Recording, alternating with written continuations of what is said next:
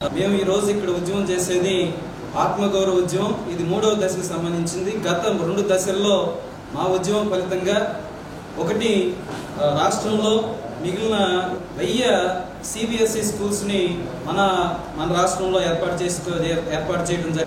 High school plus వ్యవస్థను ఒకటి ఏర్పాటు చేసి రాష్ట్రంలో ఉన్నటువంటి బడుగు బలహీన వర్గాల యొక్క పేదల యొక్క విద్యార్థుల్ని విద్య అంటే intermediate education right to education act ఇప్పుడున్నటువంటి ప్రకారం 18 సంవత్సరాల వయసు వరకు కూడా ఉచిత నిర్బంధ విద్యను కల్పించాలనే ఉద్దేశంతో నేషనల్ ఎడ్యుకేషన్ పాలసీకి అనుబంధంగా గర్ల్స్ ఎడ్యుకేషన్ ఏదైతే ఉంటుందో వాళ్ళు రాసేంద్ర ఆ వైపు నుంచి హై స్కూల్ ప్లస్ వ్యవస్థ కుదిరితే పేరు మార్చి దాన్ని జూనియర్ కళాశాలగా మార్చండి.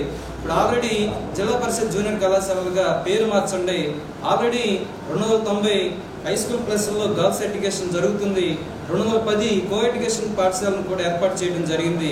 ఓవరాల్గా 500 పాఠశాలని హై స్కూల్ ప్లస్ని ఏర్పాటు చేయడం జరిగింది. గర్ల్స్ ఎడ్యుకేషన్ ఏదైతే ఉంటుందో వాళ్ళు గ్రాస్ ఎన్రోల్మెంట్ రేషియో అనేది చాలా తక్కువగా ఉంటుంది. వాళ్ళు 10th క్లాస్ లోపలే బడి మానేస్తున్నారు, పెళ్లి చేసుకుంటున్నారు. వాటిని అధిగమించాలనే ఉద్దేశంతో హై స్కూల్ ప్లస్ వ్యవస్థను తీసుకురావడం, అది గ్రామీణ వ్యవస్థలో పెట్టడం, వాటిలో పెట్టే క్రమంలో కొంత విధానపరమైన లోపాల వల్ల 1 సంవత్సరం లేట్ అయింది. ఆ లేట్గా ప్రారంభించడంతో వన్స్ ఫెయిల్ అయిన వాళ్ళు కానీ ఫెయిల్ అయిన వాళ్ళు మాత్రమే అక్కడ సెప్టెంబర్ అక్టోబర్ నెలలో పాఠశాలలో చేరడంతో కొంత హై స్కూల్ ప్లస్ మీద కొంత నెగిటివ్ ప్రభావం చూపించిన విషయాన్ని ఈ ప్రభుత్వ పెద్దలు గమనించాల్సిన అవసరం ఉంది. ఏదైనా ఒక కొత్త వ్యవస్థ కొత్త నిర్మాణం ఏర్పడినప్పుడు దాంట్లో సాధక బాధకాలు ఉంటాయి, కష్ట నష్టాలు ఉంటాయి.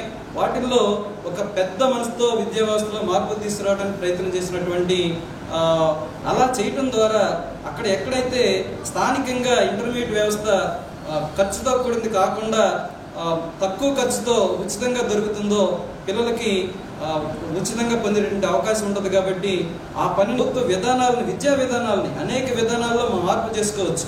కానీ విద్యా విధానాల్లో ఒక నిర్దిష్టమైనటువంటి ప్రణాళికతో రాష్ట్రం అనేది ముందుకెళ్లాల్సిన అవసరం ఉంది. ఈ గౌరవ మంత్రివర్యులు లోకేష్ గారు కూడా దీని మీద దృష్టి పెట్టి